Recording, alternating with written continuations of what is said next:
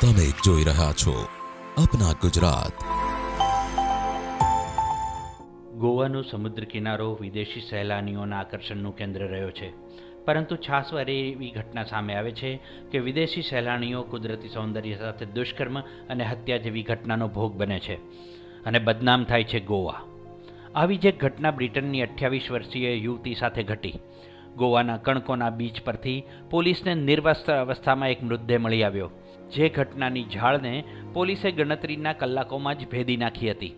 ઘટનાનો આરોપી વિકટ ભગત નામીચો હિસ્ટ્રી શીટર છે અને તેણે ગુનો કબૂલતા કહ્યું કે 28 વર્ષીય બ્રિટિશ યુવતી પર તેમણે દુષ્કર્મ આચર્યું હતું અને તેણીની ઓળખ છુપાવવા બિયરની બોટલથી તેનો ચહેરો વિકૃત કરી નાખ્યો હતો અને બાદમાં લાશને ફેંકી દીધી હતી.